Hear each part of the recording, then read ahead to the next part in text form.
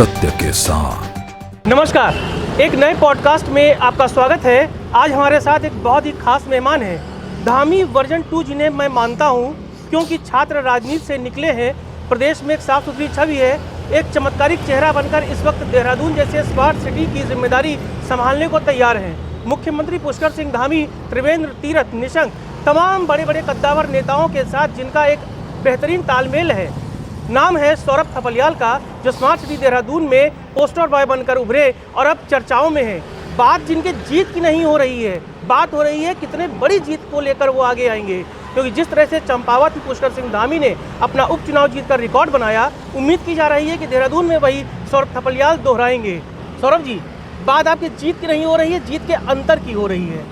कैसा रिस्पांस मिल रहा है? देखिए, मैं जहाँ पर भी जा रहा हूँ, पूरे 100 वार्डों में मैंने सब कार्यकर्ताओं के पास गया हूँ, जनता के बीच में गया हूँ, और बहुत अच्छा खासा उत्साह जो है वो जनता के बीच में है, क्योंकि हमारे माननीय मुख्यमंत्री जी के ने जो विकास कार्य किए हैं और राजधानी को आगे बढ़ाने का काम किया है, अपने प्रदेश को भी आगे बढ़ाने का काम किया है। हमारे सारे विधायकगणों ने जो क्षेत्र में और सड़क, पानी, बिजली, खड़ंजा से लेकर और तमाम जो कार्य किए हैं, विकास कार्य किए हैं, उन सब का जो परिणाम है वो हमको यहाँ देखने को मिल रहा है। भारतीय जनता पार्टी के प्रति खासा उत्साह जनता में। जनता जानना चाहती है सौरभ थपलियाल कौन है, क्योंकि एक 10 साल से मैं आपको देख रहा हूँ, डोईवाला में आप फोकस थे, काफ़ी मजबूत पकड़ थी आपकी, लोग विधायक के रूप में आपको देखना चाहते थे। अब मेयर देखेंगे वो भी स्मार्ट सिटी का।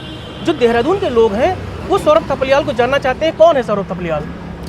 देखिए, देहरादून शहर में, क्योंकि मैं डीएवी कॉलेज में छात्र राजनीति करी है, और डीएवी कॉलेज ये करणपुर में अपना शहर के बीचों बीच स्थित है, और यहाँ मैं छात्र संघ का महासचिव भी रहा हूँ, उसके बाद अगले बार छात्र संघ का अध्यक्ष भी रहा हूँ। और डीएवी कॉलेज जो है उसका जो क्षेत्रफल है, जो उसके जहाँ उसके वोटर्स रहते हैं, वो विकास नगर से लेकर और जो बहुतायत में रहते हैं, होने को तो मुजफ्फरनगर तक भी इसके जो वोटर्स रहते हैं, इसके जो वोटर्स हैं वो बहुत बड़ी संख्या में, कोई छोटी मोटी संख्या में नहीं, वो अपने नॉर्थ ईस्ट की तरफ भी रहते हैं। जी। आपके हिमाचल प्रदेश, पंजाब के भी बहुत सारे वोटर्स हैं। और जिस समय मैं डीएवी कॉलेज का महासचिव था, अध्यक्ष था, उस समय यहाँ की जो स्ट्रेंथ होती थी वो 34,000 के आसपास होती थी। 34,000 बच्चे पढ़ता था एक साल में, तो पूरे देहरादून उसमें कवर होता था। देहरादून के जो पुराने जितने भी अपने लोग हैं सब लोग जानते हैं।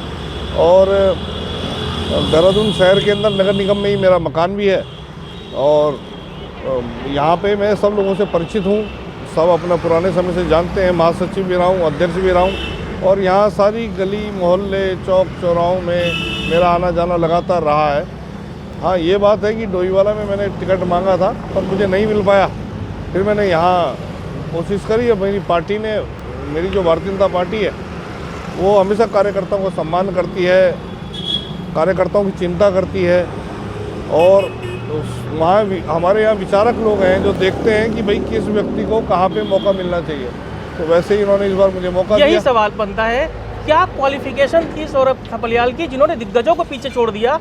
और जैसे धामी जी पीछे रैंक से निकल कर सीएम सीधे आ गए, सौरभ थपलियाल सीधे स्मार्ट सिटी के मेयर बनने जा रहे हैं, लगभग तय हो गया है जैसा कि नज़ारा हम देख रहे हैं। क्या क्वालिफिकेशन थी जो भारी पड़ गई? देखिए, क्वालिफिकेशन क्या है, ये तो आप जब लगातार संगठन में काम करते हैं, मुझे संगठन में काम करते हुए और एक बहुत अच्छा खासा समय हो गया।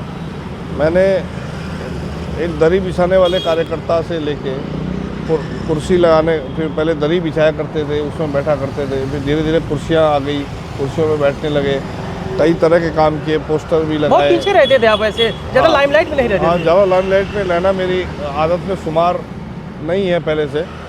मैं थोड़ा सा पीछे पीछे रह के काम करने वाला कार्यकर्ता हूँ, और ज़्यादातर भारतीय जनता पार्टी में इसी तरीके के कार्यकर्ता हैं। और वैसे ही लोगों में आप देखेंगे तो ज़्यादा उत्साह है, जो भारतीय जनता पार्टी में पीछे पीछे रह के और मेन काम करते हैं, ऐसे लोग खासे उत्साहित हैं। तो उन्होंने कहा हमारे जैसे एक आदमी को आज भारतीय जनता पार्टी ने इतना बड़ा मौका दिया, उसको टिकट दिया है, और निश्चित तौर पर ये उनके लिए भी खुशी की बात है। और बाकी पूरे भारतीय जनता पार्टी में खासा उत्साह है जनता के अंदर, क्योंकि जनता के बीच में हमेशा रहे। देहरादून में ऐसा नहीं कि मैं डोईवाला में मैं वहाँ पे तैयारी करी, तो यहाँ भी अपने सारे मित्र लोग सब थे, उनसे मैं लगातार संपर्क में रहता था। उनका कोई भी काम होता था, मेरे से उनको कोई भी प्रकार की सहायता होती थी तो मैं उनके साथ खड़ा रहता था, तो उन सब चीज़ों को फ़ायदा मिलता है। अरे जब आपको टिकट मिला, घर वालों का क्या रिएक्शन था? क्योंकि सबसे बड़ी खुशी होती है परिवार की। जब आपको फ़ोन आया कि आप लड़ने जा रहे हैं, कैसा रिस्पॉन्स घर वालों का था? देखिए, ऐसा है कि अब वो तो घर वाले हैं और वो कई सालों से देख भी रहे हैं कि भाई उनका लंबा दौर हाँ, एक रहेगा। लंबा समय कि वो लगातार संघर्ष में है। टिकट मांगा, नहीं मिला, फिर 5 साल बाद फिर मांगा, फिर कोई नहीं विरोध मिला। भी नहीं किया कभी आपने? नहीं, विरोध कभी नहीं किया मैंने। पार्टी के खिलाफ आज तक कभी कोई गलत काम नहीं बिल्कुल। किया। पार्टी के खिलाफ कभी कोई वोट नहीं मांगा।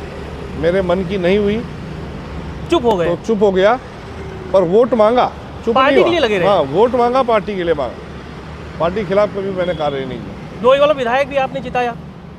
बिल्कुल उनके लिए लगे। हाँ। और अपनी पूरी टीम भी लगाई। हमेशा लगे, जहाँ भी टिकट मांगा नहीं मिला, जिसको मिला उसके लिए काम किया। तो वो सब चीज़ों का परिणाम है। पार्टी ने भी सोचा है और पार्टी निकाल के लाई है। पार्टी ने कहा आप चुनाव लड़िए। मुख्यमंत्री जी से कैसा तालमेल है? क्योंकि युवा वो भी हैं, छात्र संगठन से हैं, टिप्स तो दिए होंगे। देखिए, मुख्यमंत्री जी का पूर्ण मेरे साथ उनका मार्गदर्शन, उनका मेरे को रास्ता दिखाते हैं, मेरे साथ सपोर्ट करते हैं। हर रैली में आपके साथ दिख हाँ, रहे हैं, हर आज रैली भी में है। साथ हैं, आज भी रैली में साथ हैं। उनका बड़ा स्नेह है। और वो क्या है कि युवा मोर्चा में मैं हाँ। उनकी टीम का हिस्सा थे आप? हिस्सा था, तो समझते हैं आपकी कार्यशैली को? कार्यशैली भी समझते हैं। मैं युवा मोर्चा में उनके साथ काम भी कर चुका हूँ। उन्होंने मुझे लंबे समय से जानते हैं, लगभग पिछले 30 सालों से जानते हैं, 25 सालों से। उनका वीटो आपके साथ है? उनका पूरा समर्थन है।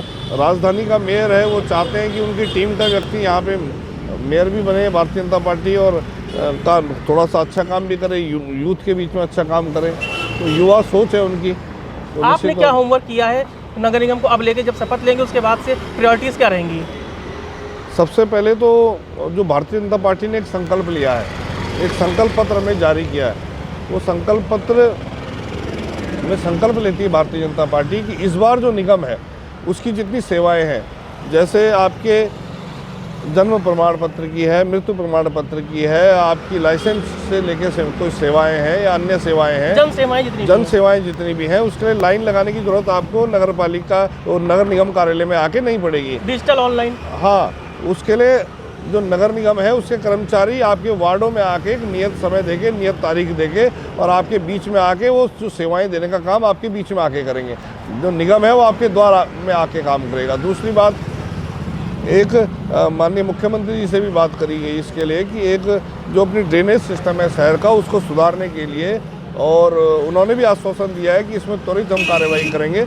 इस बरसात से पहले ही हो जाए ये काम, बहुत ठीक है, वरना शुरुआत तो हो ही जाएगी, वरना अगली बरसात से पहले पूरे देहरादून नगर निगम का ड्रेनेज सिस्टम सुधार दिया जाएगा। बड़ी बात कही जा रही है, मलिन बस्ती को लेकर बहुत पॉलिटिक्स होती है, क्या है ये, इसके पीछे वजह क्या है? क्योंकि सेंटर में मलिन बस्ती आ जाती है, बड़ा वोट बैंक भी है। देखिए, ऐसा है, भारतीय जनता पार्टी एक तरफ हमारे मोदी जी जब ये वहाँ ऐलान कर रहे हैं और वो कार्य कर रहे हैं इसके ऊपर, उन्होंने कई हजारों बेघरों को, लाखों बेघरों को उन्होंने मकान दे दिए हैं, रहने के लिए छत दी है। हम कैसे किसी को उजाड़ सकते हैं? हम ये कर सकते हैं कि जो मलिन बस्ती है, हम उसके जीवन स्तर को उनका सुधारें। जो मलिन बस्ती, आज हम जिसको मलिन बस्ती कह रहे हैं, वहाँ पे इतनी स्वच्छता लेके आ जाएं, वहाँ पे कुछ पार्क डेवलप करें, वहाँ पे बच्चों के खेलने कूदने के लिए उनके लिए झूले लगा दें, वहाँ पे ओपन जिम की व्यवस्था कर दें, वहाँ पे हरे भरे पौधे लगा दें और वहाँ पे सुंदर फूलों की क्यारियाँ लगा दें, और उसको वहाँ पे उनकी गलियाँ अच्छी कर दें, उनकी नालियाँ साफ़ हों, और जो कवर्ड नहीं है उनमें स्लैब पड़ जाए, उनके जीवन स्तर को सुधारें। जो उन मलिन बस्ती है उसे मलिन बस्ती ना बोल के वो कॉलोनी के तौर पे तब्दील हो जाए और उनका जीवन स्तर सुधर जाए। तो देहरादून को सुधारना है तो इस तरह के कार्य करने पड़ेंगे, कुछ आगे बढ़ के काम करने पड़ेंगे, कुछ आगे की सोच के काम करने पड़ेंगे। आखिरी में सवाल, कांग्रेस क्यों हारेगी? देखिए, इसके कई सारे कारण हैं। एक तो हमारे देहरादून की जनता को पता है, जानती है, बहुत संभ्रांत जनता है, समझती है कि ट्रिपल इंजन की सरकार बनेगी तो यहाँ विकास निर्बाध गति से बढ़ता रहेगा। विकास की जो गंगा है, जो हमारे विधायकगणों ने पूरे क्षेत्रों में बहाई हुई है, वो और तेज गति उसको मिलेगी। और साथ साथ हमारा विजन है, हमने संकल्प पत्र एक दिया है, संकल्प पत्र जारी किया है, संकल्प पत्र भी मेरी जेब में है। वो संकल्प पत्र जो हमारा है, हमने जो संकल्प लिए हैं वो घोषणा पत्र नहीं है, संकल्प पत्र है। मतलब हम संकल्प लेते हैं कि 5 साल के अंदर हमारे ये कार्य होने जाएंगे। वो दस्तावेज के तौर पे है, वो सारी जनता के बीच में है, आप सब लोगों के पास है, आप लोग पूछ सकते हैं। और उसके लिए हमने ये भी सोचा है कि 3-3 महीने में एक बार बैठेंगे, रिव्यू करेंगे। हाँ, 3 या 4 महीने में एक बार बैठेंगे और कितना हमने किया है, एक छोटे-छोटे टारगेट लेकर उसमें आगे बढ़ेंगे।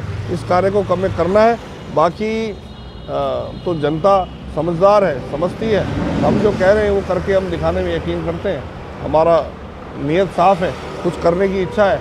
जनता आशीर्वाद देगी तो निश्चित तौर पे, पर जनता आशीर्वाद दे पर पूरा आशीर्वाद दे, क्योंकि ऐसा ना हो कि बहुमत का बोर्ड होना चाहिए। ऐसा ना हो कि मेयर जीत जाए और पार्षद के जो हमारे प्रत्याशी हैं वो कई संख्या में कम रह गए तो फिर मेयर भी कुछ नहीं कर पाएगा। आपकी नज़र उन वार्डों पर भी है? उन वार्डों पर सिर्फ अपनी सीट पर नहीं? नहीं, अपनी सीट नहीं, पूरे 100 के 100 वार्डों में उनको भी बहुतायत से जीता के लाए। पिछला रिकॉर्ड तोड़ने जा रहे हैं? पिछला रिकॉर्ड बिल्कुल उससे ज़्यादा हमारे पास आए, हम और अच्छा काम कर पाएंगे। हम देहरादून शहर को अच्छा बनाना चाहते हैं, आगे ले जाना चाहते हैं, खूबसूरत बनाना चाहते हैं। हमारे मुख्यमंत्री धामी जी का भी विजन है कि 2025-26 में देहरादून को अग्रणी, देश में अग्रणी नगर निगमों में लाना है।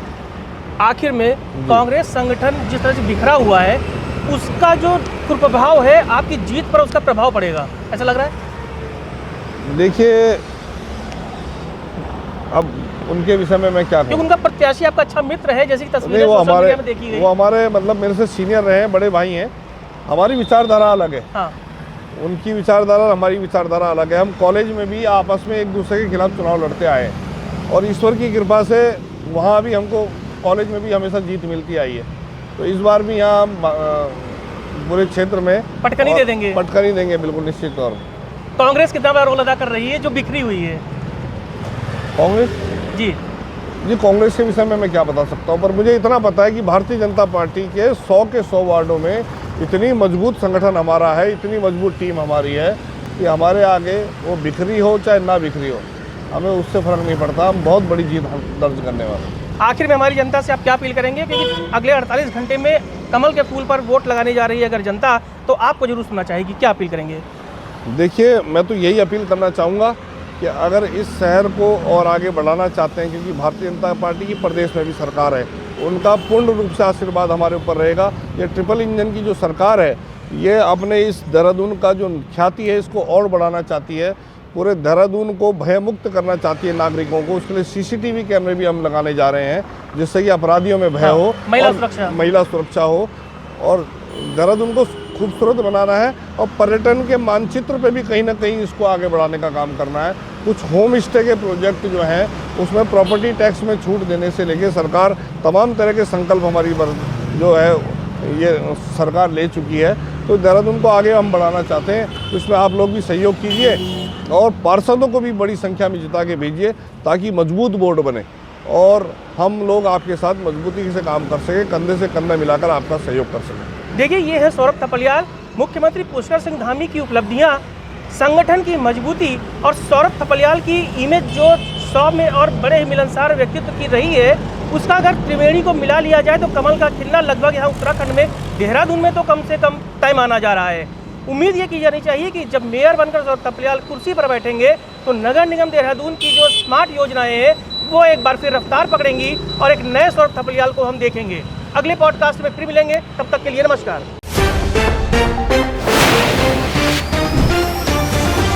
सत्य के साथ।